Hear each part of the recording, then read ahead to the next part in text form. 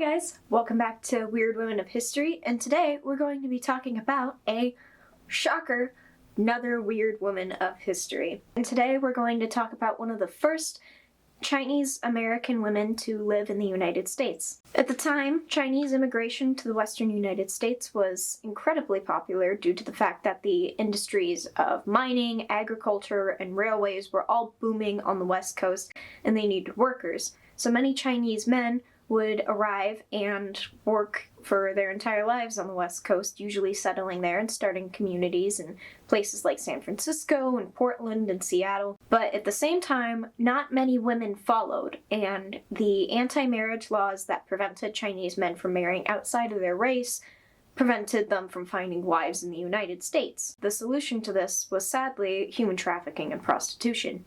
Today, we are talking about one of these first Chinese American women that was kidnapped from her home in China and brought to the western United States, eventually escaped the person that had bought her and married her, and ended up settling in Idaho and becoming a local legend of sorts.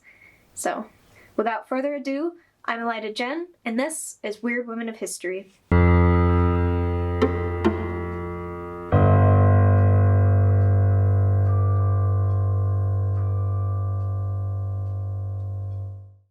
Charlie Bemis, originally named Lalu, was born in northern China in 1853. She was the daughter of a rural farming family, and due to economic strife, her family was forced to sell her in order to buy seeds to continue their harvest for the next season. From China, she was sold to San Francisco, where she was purchased as a concubine for a saloon owner up in Warrens, Idaho. Gold mining in Idaho at the time was incredibly profitable, and her husband Hong King owned a popular saloon that catered to both Western Americans and Chinese immigrants. Polly worked at the saloon, likely cooking and cleaning and serving the various patrons. At the same time, she befriended the neighbor who lived beside her and her husband, a man named Charlie Bemis. Bemis was originally a miner who had worked hard at the camp with his father, but found that he had a better talent for gambling. Charlie would occasionally work at the saloon as a sort of muscle bodyguard type. If there were brawls or fights that would break out, Polly would go next door and get him so he could break it up. It's unknown how Polly ended up gaining her freedom from her first husband, Hong King. Local legend in Idaho claims that she had been won in a card game between Charlie Bemis and her husband. However, according to Polly, this was just an old wives' tale.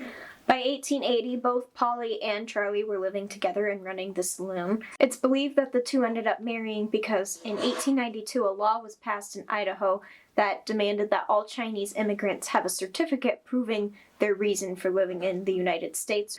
As Polly had been brought over illegally, her and Charlie feared that she would be deported. However, Idaho at the time had miscegenation. They married despite Idaho's ban on interracial marriage. They settled in a 2-story cabin that they established in the Salmon Valley, which they were the first pioneers to do so. They lived isolated on their farm, raising animals and crops and sort of living off the land all by their lonesome. Polly became renowned in the county for her kindness and generosity and her cooking skills, and it was known that if you were traveling through the valley and needed a place to stay, her and Charlie's doors were always open to guests. In 1909, Charlie Shep and Pete Klinkhammer ended up settling across the river from Charlie and Polly. In their journals, they recorded much of their interactions with the couple. By 1919, Charlie had contracted tuberculosis and was completely bedridden, and in 1922, disaster struck and their house was burned down. Shep was the only one home at the time, and he rushed across the river and helped Polly save not only Charlie, but her immigration papers as well, which were the only way that she could stay in the United States. Charlie died a few months later. Polly asked Shep and Klinkhammer to rebuild her home. In exchange, she would leave the land that was hers and Charlie's to them in her will. Despite her newly built cabin, Polly didn't spend much time sticking around. She ended up traveling Idaho territory for the first time in her life, and in that time, she got to see motor cars, elevators, hotels, things that she had never imagined would exist outside of their little isolated farm.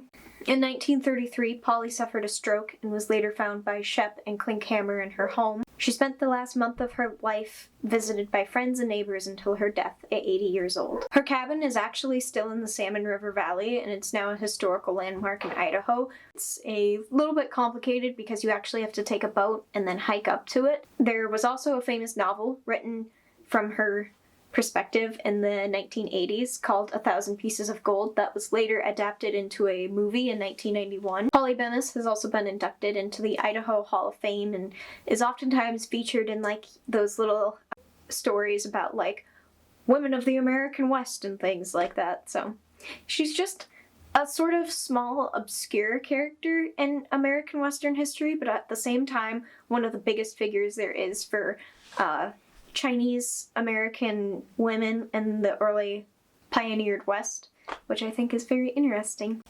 So guys, this was technically my last Weird Women of History that I was required to do for my independent study at school. So, I don't know. I want to continue this series, but it's going to be very dispersed. It'll just be whenever I have free time. I want to continue this YouTube channel, and I hope you guys stick around.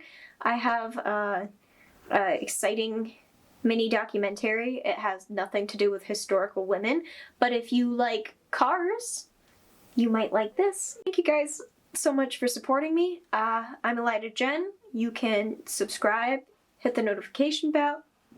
I don't know where they are down here, but somewhere.